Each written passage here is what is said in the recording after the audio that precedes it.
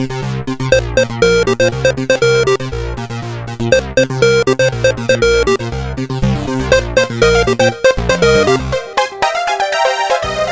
it's Howard Rheingold. Although social network services are a big deal today and hundreds of millions of people use social media, there are said to be around 200 million people on the Chinese social medium QQ alone. People have been using computer networks to communicate socially for quite a while. Usenet goes back to 1980, and people were communicating via ARPANET before that.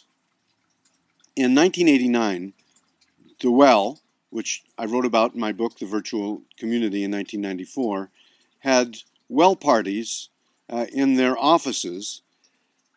David Kennard of Inca Productions made available some of this nearly 20-year-old footage of people from The Well who met online but got together face-to-face fairly often.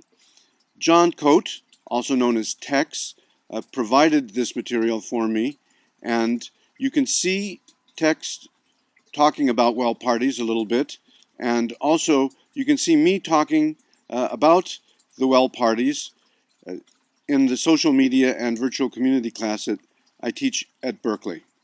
And then we would have these gatherings, these parties at the well office. It became a real institution, and we had one every month for quite a few years, all the time that I was there. I know that I hosted 61 of them. The well parties, where a lot of the community started happened because one person said, you know, it's going to be Tex's birthday next week. Let's surprise him. So we organized, we got the beer, we got the popcorn, we all showed up at the well office at closing time and declared a party. And God, it was so much fun. I found the well through an article in Computer Currents a long time ago, which had Matthew McClure in it and talked about how this was kind of a spin-off from the old Whole Earth days, and I said, ooh, I think maybe it's time to join something like that, and that's how I got on. Well, I work for the Whole Earth Catalog, which is half owner of the well, and so I'm one of the people who's sort of been terribly addicted to the system since very early on. Hello. Hi. Tina, Stuart. These are the people from BBC. This is Tina, also known as Onesie, and Stuart Brand, SBB. I started off on the well when it was one conference with about 6 topics in it, which Stuart had started. And we were faced with this, what we thought then was a huge, empty hard disk. And we're told, well, let's talk about things and fill it up so that we'll have other people interested in coming and reading what we say and talking, and then they'll say smarter things than we did, and we can sit back and relax and enjoy the party, which is what happened. My responsibility is just to keep the machine running, keep the phone lines open, and basically the people who use the well have formed the well in an image that they created just because it was what they wanted to do. You know, we didn't really have an idea what we wanted the well to be. The well was just throwing some people and some equipment together to see what would happen. And what we knew was if we could get people who were skilled at all this stuff, hackers basically, computer programmers, and people who knew about community from other walks of life behind them, they might come together. And that turns out is all it took. It was physically in the same place that the computer was. It was a VAX. It cost like $750,000. It had about, 16K RAM. It was really ridiculous. And a bank of modems, a room full of modems with phone lines. Of course, they were always breaking, and Cliff and John were always back there trying to get the modems working. We were always irritated because we were getting busy signals. We actually went and made physical pilgrimages to the room where the VAX was. And so we had the beer in one room and the computer in the other room, and all these people who had been talking all day, every day, never seen each other, were seeing each other for the first time. It was just tremendously exciting. Tell them you saw Howard Rheingold. Howard Rheingold. The well is a place that you can drop in on while you're sitting there at your computer at any time. See, I've been sitting in a room alone by myself for about 20 years. I'm a writer. And you find a lot of writers in bars because they get crazy doing that, and I don't want to drink in the middle of the day. I also need information, a lot of it. I need a big stream of information flowing through me. So when I found out about the well after being in my little room alone, first with my typewriter, then with my computer, I realized that I didn't have to go anywhere. I could just drop into this place and there would be things to talk about, people to meet.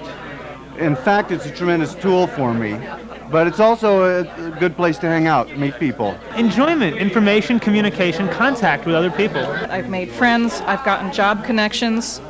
I met my husband through the Usenet, sort of. A friend introduced us and we flirted across computer lines. And I use it as a blow-off. If TV's really boring, I log into the well and talk with people. In general, I think, overall, people on this well, that at least the ones I've met here, and I assume it's representative people on the well, tend to be introverted. These are people sitting alone, generally, by the computer terminals. And I think that they, and I suppose I have to include myself, as I've heard myself described that way, that it's a way that people often express themselves in ways that they might not verbally face-to-face with other people. Well, it's kind of a cross between a telephone conversation and a letter. So you end up being in some ways more personal because you can't see who you're talking to, and other times it's kind of a strange dynamic. I mean, people can get really intimate online, and then when there's a real face-to-face party like this, people are kind of amazed at who they've been communicating with. I suppose it's a lot like conversation at a party like this. You're in a conversation that's very interesting, to sort of find a way to wander off to somewhere where it is a little more interesting. It's very easy to do that on the well without giving offense, because nobody knows you were there if you don't join in. It's subversive, because it's a place where people can think for themselves, and that's always a big problem.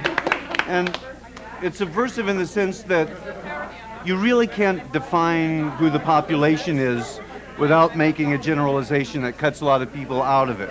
But there's a certain percentage of people in the well who are what I would call intelligent misfits who've made it work for ourselves. And there's kind of a perception in the world that back in the 60s, people tried to do things differently, but they're all stockbrokers now, or dead, or whatever. But there are people who still believe that it's worth experimenting with, trying to find new kinds of communities, new things to do with the world, try to move it forward. And this is a place where we can connect with one another and make real plans and do things. And that kind of connectivity is really in itself subversive. I've completely changed my career path since I logged onto the well, I guess, 2 years ago, something like that.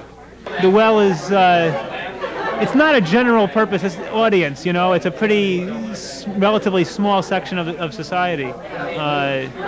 And getting to meet people who are into that same kind of mindset is the main thing.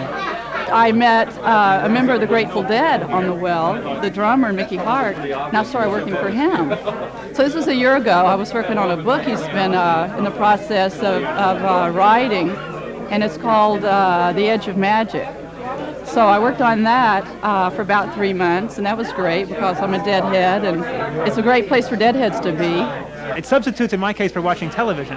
I don't own a television, or a radio, actually. And kind of my motto is that if I can't program it, then I'm not interested in it. So I call my time on the well playing television. I spend between 20 and 30 hours a month on the well, which is less than the average American spends watching television. The average American spends about 100 hours a month watching television. I don't think the well is doing what it's doing with any given purpose, but the way I see it, it's going to be a real important kind of phenomenon. I think there are going to be a lot of communities like this, because one of the problems in the world is there are no more neighborhoods in the city and neighbors and things like that. But the feeling of the well is that you've got a lot of neighbors, and you don't go to borrow a cup of sugar, but you get some information. And information is probably the sugar of the late 20th century. We began to have these parties every month, and they continue to this day. So that all of this stuff about writing about virtual community and cyberculture and is it really a community and collective action and social capital, things that are now in the syllabus, that came much, much later. These were things that we were experiencing that we felt were very important. We thought it was going to be important, but we didn't think of ourselves as being important.